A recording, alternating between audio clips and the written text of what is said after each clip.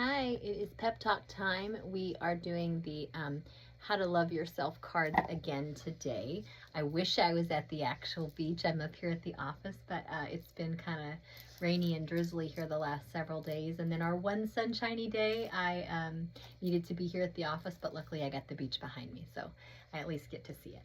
But anyway, we're going to jump into the pep start and get started. You guys get to experience a little sunshine beach today. Here, I'll move out of the way so you can That's my impression of the ocean, so I won't keep going. All right, let's draw some cards today. 1, 2, 3, 4. So I have some exciting news on the Star Search adventure. I decided after my Star Search thing, I had already tried sending some emails to some different restaurants locally, just asking if they would let me come in and sing on their open mic nights and stuff. And I know they get so many requests, so I haven't gotten any responses yet.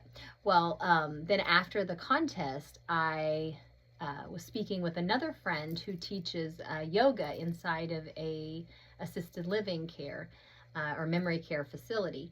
And she was mentioning that they are all the time looking for people. And so I decided to pull up my big girl britches, and I called several different independent living facilities and just different places like that, asking if they would be interested in bringing Pep Start in, slash my kind of prayer formance concept, slash me just singing for events and the residents and everything.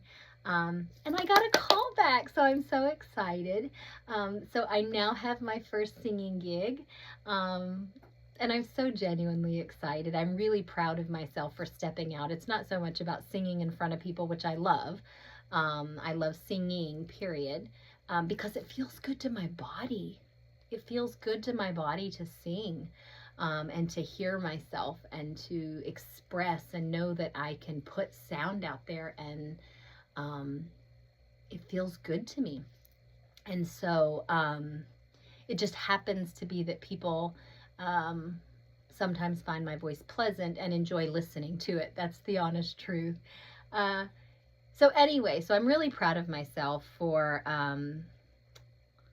my willingness to be heard, to be seen, to put myself up and be judged, to get in the arena instead of sitting in the seats and saying, I wish I could do this. And so I feel like it's important, since I ask people to push themselves in ways that are encouraging and uplifting and different, uncomfortable, create some anxiety and feelings intentionally, even though we are taught to run from our emotions. I'm encouraging people to step forward and step into that, lean into the discomfort, learn to accept discomfort as a way of life, that there's always some aspect. It's always beautiful and it's always uncomfortable. It's both. It's never going to be one or the other. And so learning to accept that that little bit of nerves is just a part of getting to love singing. It's a part of singing. And as I sing more, it goes less and less and becomes less and less, because I recognize I sing and I don't die. I sing and nobody's laughing at me. And so I'm completely destroying all of these judgmental thoughts that were in the thought bubble of what I thought might happen. People were going to laugh. People were going to judge me and say I didn't have enough feeling, or that was the wrong note, or I didn't like your outfit. But that doesn't really happen. It doesn't really happen. And so the more I encourage myself and the more I am putting myself in positions to recognize that these thoughts are just lies. These thoughts are just a one-time experience that I said something and someone laughed, or I said something and I was judged for it. Not a prediction of how my future's going to go.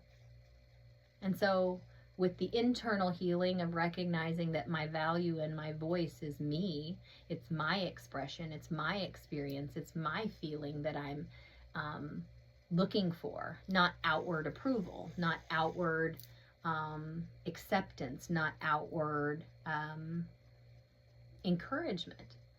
And so I feel like sharing and being open with you that I'm doing the same for myself is the only way to really be genuine and honest, that I'm still doing this with myself. I do this every day. I don't ask people to do things that I have not done or would not be willing to do. And so that's my exciting news. So let's do our cards. I was born to enjoy life. I am a beloved child of the universe and have been given everything I need for every experience I shall ever have. Awesome. What a beautiful idea. I was born to enjoy life. This does not mean that you're always having wonderful experiences, that every moment is full of happiness in an external sense. What this means is I was born to enjoy life from here. I was born to look at life with childlike awe. That's what's inside here. I was born, think about how we are born. We love hard and we love fast. We also get our feelings hurt really hard and we feel it.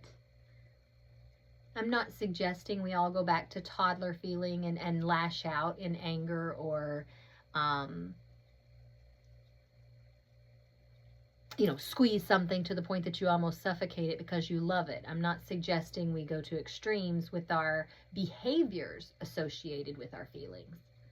But what I think that we can always learn from kids and that we need to remember, and what this is saying, is we were born to feel, to express, to experience life from a place of joy. From a place of joy on the inside, from a place of love for yourself on the inside, for a place of trust on the inside. So then when you're in a situation that maybe isn't as pleasant, you always have a safe space. You always have a place that you can go to feel comfort and support and held and heard and seen. Because it's in here. That's the way little kids are. If I need love, I just imagine that I am a bear inside of a cave with its mama and we are hibernating and we're all snuggled together. That's what a little kid does. And so they'll get under a blanket and they'll lay there and they'll snuggle and they'll think of themselves and picture and they'll rebuild that love and comfort energy inside themselves. So then after a little while, they can get up and move on with life because they found love, they found comfort, they found support inside of there. Now, yes, it is also beneficial as human beings to have external love and support, but you don't recognize that until you recognize this on the inside. And we domesticate that out of our children, and so therefore we do not have it. We don't have that natural ability to we don't recognize, it's not that we don't have, I want to repeat that, we don't recognize our natural ability to build and live and maintain and be responsible and take responsibility for our own energy, our own feelings, our own chemical experience in our body, regulating our nervous system, regulating the way that our body handles things by having clearly defined words, definitions for how we're feeling. And so children do. I'm mad. That's it. I'm mad. I don't like this feeling. I want to say I'm mad. And then I want you to kiss me on the cheek and give me a hug and say, yeah, dude, that sucked. I can see how you would feel mad. Is there anything I can do to help? Can I make you feel better? Yeah. Could we just go on a walk? Could we have some ice cream? Can I just sit by you for a little bit? Yep. And then it's over. But as adults, we learn to resist those feelings, to stop those feelings. And so we stop enjoying life. We stop feeling. Therefore, we can't have joy either. We get scared of feeling the bad feelings, and so we stop ourselves from feeling joy. We stop ourselves from feeling pleasure. We stop ourselves from receiving the love that is being given to us. And a lot of the times this turns up in lower back issues, in hip issues, in digestive issues, lower leg, your legs aching all the time, because that's where our body is holding that lack of safety. For those base relationships, those core relationships aren't safe because it's with yourself where you're not safe. So you can't experience joy, you can't experience energy, you can't experience health and forward momentum in your life and expansion. Everything just starts contracting and getting scared and pulling in and stiff. So you are a beloved child of the universe, and you have been given everything you need within yourself, everything you need for every experience that you will ever have. And when you trust that it's here on the inside for you, it absolutely shows up on the outside. Absolutely. And you're able to see it, just like the slug bug game. When you are experiencing trust and safety on the inside, when you're looking for trust and safety on the inside, you will see it on the outside. When you're looking for a slug bug, you see slug bugs. So experience the trust and safety inside. Everything I need comes to me in the perfect time.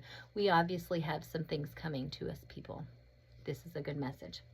Everything I need comes to me in the right time, the perfect time. I relax and enjoy life. I know that whatever I need to know is revealed to me in the perfect time and space sequence. I relax and enjoy life, just like we talked about. I find safety and trust within myself, regardless of what's going on.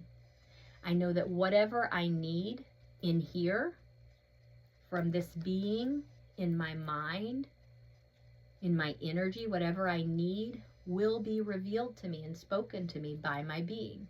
Whatever I need out here will be revealed to me because I'm moving from a place of safety and trust and love. And so I will notice, just like I said with the slug bug game, I will notice at the perfect time and space sequence what is around me. It's that moment when you stop and you look around and you think, what resources are around me to resolve the question or the dilemma that I'm in? Who do I know? What is available for me in this universe? What opportunities are presenting themselves? Because I'm looking with clarity because I have safety and trust on the inside. So everything I need comes to me in the perfect time. With every breath I take, I'm getting healthier and healthier. My body is a mirror of my inner thoughts and beliefs. I nourish it with good foods and healthy exercise. So if you are one of my clients, you know that we're going to switch this to say my body is a mirror of my inner thoughts and beliefs. I nourish it with good fuel. Good fuel, because that supplements the music you're listening to, the TV shows that you're watching, the people you're hanging around with, the places you're going. Any energy that is coming into your being is fuel for your being. And it's either the right kind of fuel, it's benefiting you. That's all we mean by right. It benefits your being, or it does not. And when I say being, I don't just mean your physical body. I mean that the music you're listening to is feeding your soul. That it is bringing you a sense of peace and a sense of clarity and a sense of love and support, if that's what you're needing. That the shows you're watching are not creating a chemical whiplash for your body. That you're not watching something that is overly stimulating and dropping off and constantly causing anxiety and then thinking you're going to have a calm life. So when I say that your whole being is at peace, that your whole being is being fueled properly, I mean the whole being. And then healthy movement, that's the other change we're going to make. Exercise implies that you're doing extra stuff. I'm going to go about my day, I'm going to already be tired, and at the end of the day, I have to go exercise. Or I'm already tired, but I have to get up early to exercise. No, I'm asking you just to be mindful of the movement you already are doing. Make it count. If you're already walking, think about the muscles you're moving when you're walking. Get them activated, make them work. Bodybuilders stand there and look at their muscle because it activates the muscle. It's just a proven fact. When you give something attention, it activates. When you remove attention, it deactivates. So while it can still move, just like if you've ever driven home from work and then can't remember if you stopped at a stop sign, our being will still move. Our body will still move even if we're not paying attention to it. So that's walking, in the parking lot up to the grocery store and you're completely somewhere else.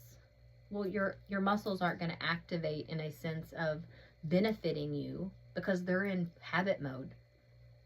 But if as you're walking, you honestly think about taking each step and think about your toes, think about your ankles bending, think about your calf muscle, think about your hips swaying, just think about your being moving.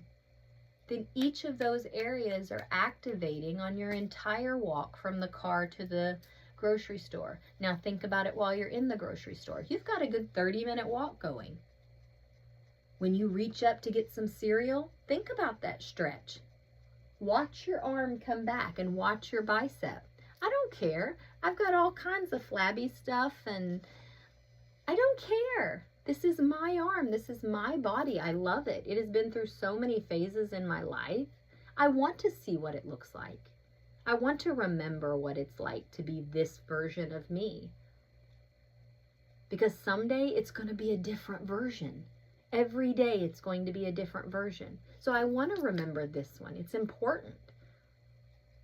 So when I'm reaching, I look and I watch it jiggle and I see all what it does because I want to see it. That's the only way I know progress. I look at what is. I look at what is. And I say this isn't beneficial to me because it creates pain. There are adhesions and things in here that get caught. And when I'm moving and it jiggles, it tears and it doesn't feel nice. So I don't care about the looks. What I care about is the benefit. Is this benefiting me? And no, it's not.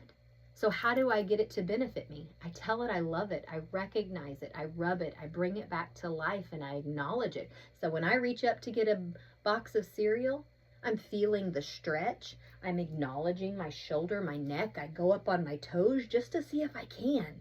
Okay, I can't yet. That's okay. Or I can for 5 seconds. Now go back down. Okay. But I'm also looking at the shape and the size to say, okay, here's where we're at. No judgment. This is like putting in a GPS system. It doesn't judge you for sitting at your home to start the journey, nor does it judge you for saying, I want to go to Michigan. Okay, here are some possible options of how to get there. Well, if I can say, okay, here's where I am, and enjoy it, and feel it move, and acknowledge it, and love on it, and be a part of it, just like at your home, you're getting ready for the trip, you're doing all these things, you're taking a picture, you're scanning the house to make sure everything's been done and it's right, so that you can leave. There's no judgment. It just is a statement of fact. And then as you're progressing, you do it again and you go, I think that's a little less jiggle. That's a little less pain right there. That's a little less discomfort when I rub. There's no pain back here. Good job, Pep. Good job. And that helps me to be more mindful the next time when I'm walking, when I'm going to the grocery store, when I'm reaching up to clean, when I'm whatever. If you're at our house, Steve and I are moving constantly. And stretching constantly. All right. I look for things to be thankful for. I have a perpetual attitude of gratitude, and I am content to be who and what I am. I think the whole grocery store analogy explains that. I look for things to be thankful for. If you want to find slug bugs, look for slug bugs. If you want to be thankful, find things to be thankful for. Look around for them. Think of things to be thankful about. I am thankful for this card, for bringing me inspiration. I am thankful for the phone, for being able to record this. I am thankful for the incense because it calms my spirit. I am thankful for iced tea because it wets my throat and it tastes delicious. I am thankful for hair ties, for getting hair out of my face since I'm trying to grow my hair out. It's easy. Find things to be thankful for. It doesn't have to be big. It doesn't have to be elaborate. It doesn't have to sound, I'm so thankful for my family, and we're all thankful for our family. That's everybody's answer at Thanksgiving. Even if you don't like your family, you say, I'm thankful for my family. Because that's what people say. So find things to be thankful for. I'm thankful for chocolate. I'm thankful for earrings that jangle and make noise next to my ear. Sometimes it annoys me. I'm thankful that I'm getting these lines. Okay, so I've always had frown lines, like my mouth has always hung down, which I realize is muscle related, and also some behavioral and emotional things in there that you can work on. Anyway, so I've been working, and now when I smile, my corners come up. Instead of, they used to kind of stay like this. Even when I'd smile, they'd kind of turn down. Except now I'm getting these funny little new lines. Isn't that funny? And I realize they're expression lines. When you really smile, like you're really happy, and it's not from some fake level or, and I thought I was genuinely smiling before, so I'm not saying that I've always been fake. I genuinely thought I was smiling, but I didn't have the right musculature and the different things healed to be able to let my face release, to actually fully smile. And so now that I am, and I'm finding these silly little things, I'm like, thank you that I have new expression marks. That means I'm feeling new things. I'm experiencing new things that make me happy. That's why my face has a perpetual little line right here. Very cool. Very cool. I have evidence of being happy. How cool is that? So find things to be thankful for. With every breath I take, I am getting healthier and healthier. I forgot that one. My body is a mirror on my inner thoughts and beliefs, and I nourish it with good fuel and healthy movement. All right. That's it. That's all we have for today.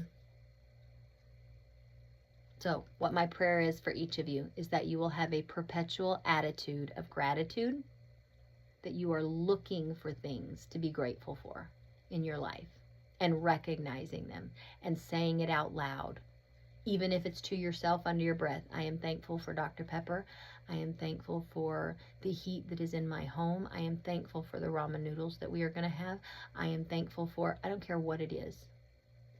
Look for things to be thankful for. So I pray for a perpetual attitude of gratitude, and that you would be absolutely and fully content and enjoy who you are and what you are, which is a being of light and love.